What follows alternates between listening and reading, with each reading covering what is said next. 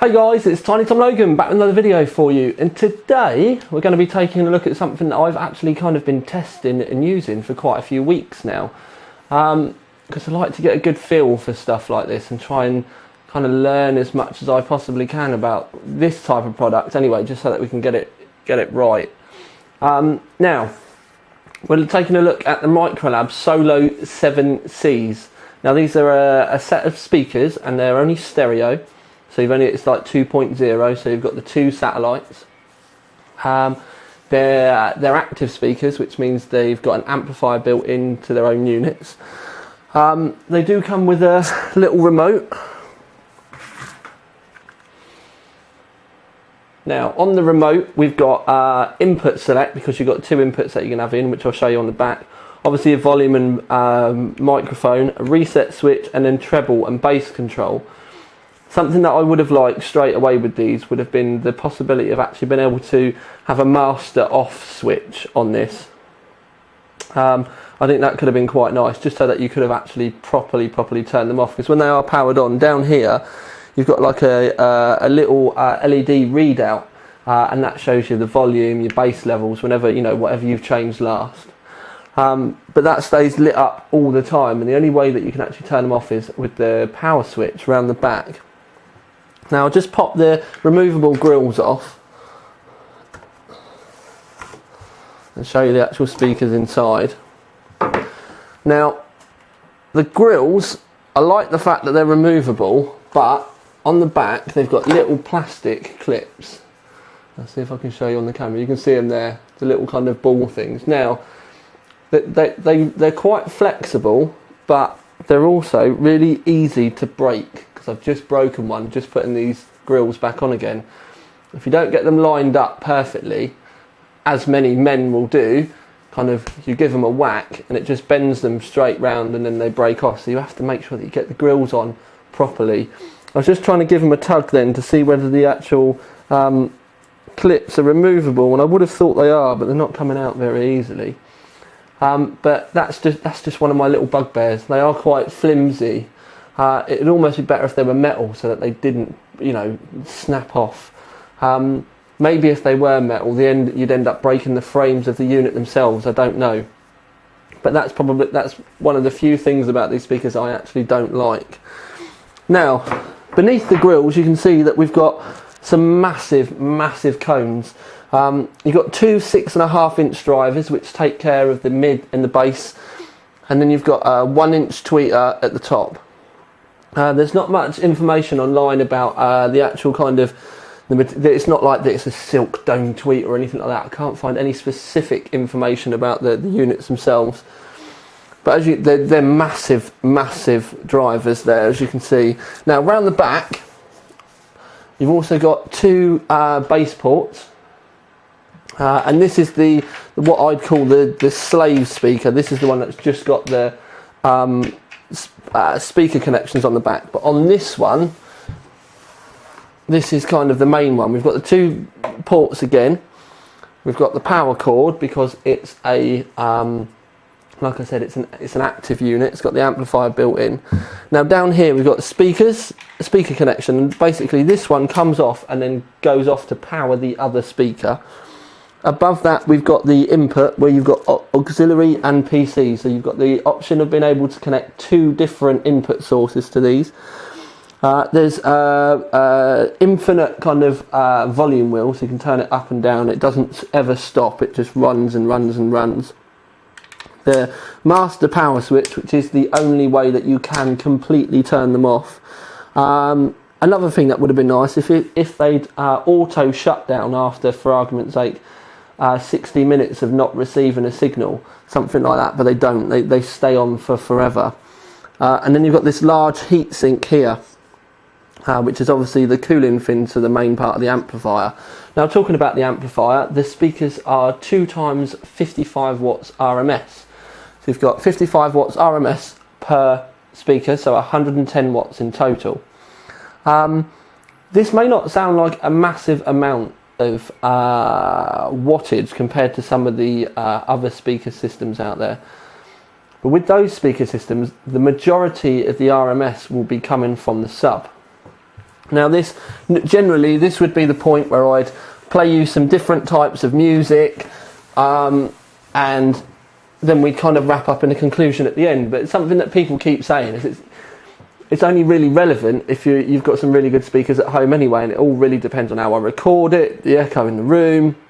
So I'm going to try and describe to you these speakers as best as I possibly can. And it is quite a difficult one to explain the difference between these and, for argument's sake, the Corsair SP2500s, where you've got the satellites and quite a big hefty sub.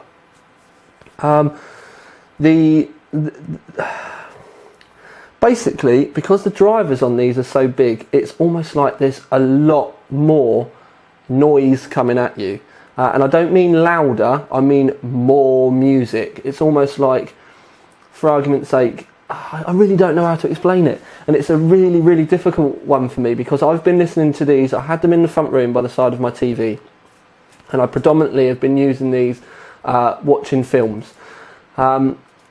Because of the way I've got my telly set up and stuff, I also use that as my stereo in the front room. So I've had music going through them, quite a wide range of music as well. And then yesterday I brought them in and I put them by the side of my my monitors on my main rig, and spent an entire day just doing my normal stuff with these speakers on the desk, and again listening to an immensely wide range of music. And there's so much audio that comes out at you. It's just so thick, and it kind of bombards you, and you don't have to have it loud at all. If you do have it loud, one of the things that is quite strange is when you're sat right near them, you don't get the best out of them. You kind of almost need to take a step back. Say, for argument's sake, your computer is in the middle of your wall in your room and you've got like a 14-foot wide wall. I would almost suggest that you put these speakers right at the very edges of the room, so you've got one in either corner, and have them blowing in towards you. It's even better with your TV, because you can have them sat near your TV and you're obviously not sat on top of your television. So when you sat further back, you get so much more from them, to the point that the further you get away, the bassier they sound as well, because obviously it starts to use the acoustics of the room and stuff like that.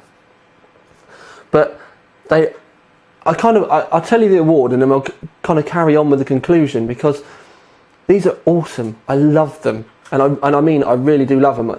Without a second thought in my mind, a gold award for these. The audio is so clear.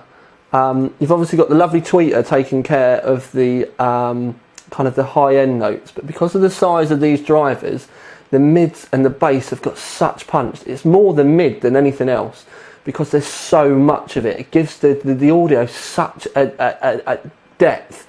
It's unreal. For your TV, films and stuff like that, they will never sound the same again. But where they're stereo, where they really come into their own is music. So if you're one of these people that likes listening to music on your PC, the odd bit of film, and you don't feel the necessity to have, 7.1 stupid surround sound for your gaming, which I never have and never will, these will be absolutely perfect for you. But like I said, for your computer, you don't want them right on the side of your head. They're far too good to have, so close to your ears. They actually, like I said, if you move them slightly further away in your room and have them set up properly, for music, they're absolutely phenomenal. When I have these set up in my front room to watch films, I actually turn the bass down. It goes down to -6 on the bass, well, +8 to -8 on the bass and the treble. When I'm watching films, I turn it down to -6. There's so much bass there, just naturally. It's unbelievable, and I mean, it quite literally shakes the whole floor in my front room. You can even, especially if you've got like music and stuff on, you can see stuff moving across my TV cabinet. There's that much bass. And to be able to achieve that with 6.5-inch drivers without, an enormous subwoofer is a hell of a good thing. When you kind of turn them right up, they go up to what's called 60 on the level. The tops can start to get a little bit kind of flaky. But to be perfectly honest with you, if you've got them up that high, you're either completely deaf or you're having a party and you're really not going to mind anyway. Talking of parties, these would be absolutely perfect if you were having a party. It's unreal. Now, to kind of compare them to the SB2500s, the SB2500s are kind of like audiophile style speakers, but because of the size of the satellites, you've always got to kind of crank them up a bit, and it's always going to be heavily reliant on all of the lower tones coming from the subwoofer. With these, it just pummels you with all of those the ranges, so your mids, your low and your highs, just right there. You've not got to expect that sub, and the only way I can explain it is it does sound clearer. It does sound a hell of a lot clearer. Now, I've always been a massive fan of the SB2500s, and I do like them on my desk because they don't take up a lot of room and the audio is massively clear. But if you imagine trying to put SB2500s by the side of your telly, or like I said, you've got kind of a setup in your room where you've got like a big monitor on the wall or your TV on the wall and you want something slightly more spaced out, the SB2500s, because of the actual size of the drivers and stuff, are going to start to let themselves down. These, you're not going to have a problem with them. And I would go as far as to say, if you've got this room for them, because they are enormous, and just to kind of show you the difference, and it is a bit dusty, so I need to wash it off. Just to show you the difference, that's kind of the difference. That's an SB2500 satellite. So there's a massive amount of difference in size. But if you are looking for some decent quality audio speakers that you, like I said, you're going to predominantly be using for listening to music and especially films, you're going to absolutely love them. Especially if you're the type of person that's got like a HTPC set up, big TV in your front room, your computer underneath that you kind of stream your films and your music and all of that kind of stuff through. These will be absolutely perfect. I'm now getting to the point where I don't even like surround sound stuff. I really don't. I can't be bothered running the cables. It's not ever that much kind of, I don't ever feel like I'm missing anything from a film anymore. And it's so much nicer when you're listening to music. So I really can't rate these enough. And I mean, I really can't rate these enough. And to show you how much I like them, these are going to be living by the side of my TV. I could not give them back. They're awesome. If they'd wanted them back, I would have gone and bought a set with my own money. They're that good. And like I said, I've got really into watching films and stuff again recently. There's a bit of a kind of a wind down when I come out of the office and stuff like that. And last night, because these were in the office, watched a bit of TV, watched a film. The difference, just trying to watch it on my normal TV speakers, which the TVs, you know what I mean, it's not anything specifically cheap or anything like that. I really like my TV, but the difference was unreal. It was just like it was like something was massively missing. So I know this is kind of a really verbal explanation and stuff like this, but they are brilliant.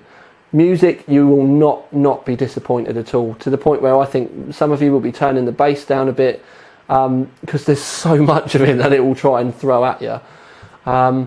You're probably going to end up annoying your neighbours or your parents because it will shake everything. Everyone within a 3-house radius will know you've bought these. The lady that kind of, because I live in like a block of flats or apartments, whatever you want to call it, and the lady underneath me, the building director, is deaf. Brilliant. Means I never get any moaning about noise. And I asked her, I said, I didn't annoy you last night when I was testing these when I first got them? And she said, no, but I guess something was happening because my lampshade was moving. She thought I was running around the flat. And it wasn't. It was just the fact that I had these on and we were playing around with music and watching films and stuff. And it was shaking the building that much. Her lampshade downstairs was moving. So that's how capable these things are. I would sincerely recommend that if you do get these and you're going to be placing them on the floor, to get some speaker spikes from a decent audio shop. You can look them online and stuff. It just lifts the speakers off the floor. It'll make a world of difference to the audio, and it won't piss your neighbours off quite so much. But like I said, Gold Award without a second doubt in my mind. They're absolutely brilliant, especially for a HTPC setup. Really couldn't recommend them enough for that. TV, you know, films, HTPC in the front room, odd bit of gaming, all that kind of stuff. These will be absolutely perfect. And they're not a massive amount of money either. I'm just going to have a look quick, because I should have done this first. Right, ever the professional. These come in at around, I thought they were, but because of the 110 watt RMS, I thought I thought I'd got a bit confused, so I wanted to check. But these come in around the 110 to 115 pound mark. Now, if you compare that with the SB2500s, where they're sort of like over the 200 pound mark, you're looking at 225. Logitech Z5500s are still going for around the 250, 300 pound mark.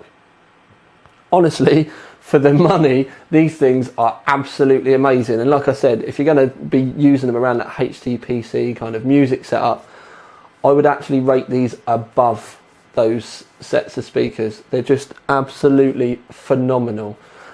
So I don't really want to go round and round in circles anymore, because we've been yabbering on at me for so long. I hope you understand why I've not done any just playing new music. Plus, when I start playing new music, even though I've got permission from One Rock and sort of like DIFM to use their streams, I then have a 4-week argument with YouTube and have to get emails from both the companies and stuff like that. And it just ruins it, really. And, you know what I mean, it's adverts are up 1 minute, down the next minute, and obviously that's what adverts at the end of the day are, how I buy my bread and butter. So yeah, I hope you understand why we've gone down this route. One thing I will say though is, if you're in the market for a set of speakers and you've got about 100, 200 quid, whatever, what I would do is say, get yourself a set of these and a decent sound card, so you're not running them off of onboard. Even Asus do Zonars now for like 45, 50 quid. Get yourself a dedicated sound card and a set of these, and you will not be disappointed. To the point where you won't be disappointed, but all your neighbours are going to be disappointed that you've not bought headphones, because they're all going to be enduring whatever you're listening to. But for now at least, this is Tiny Tom Logan with the Microlab Solo 7Cs. And I think I've still got a little bit of ringing in my ears from when we were testing them yesterday. Out.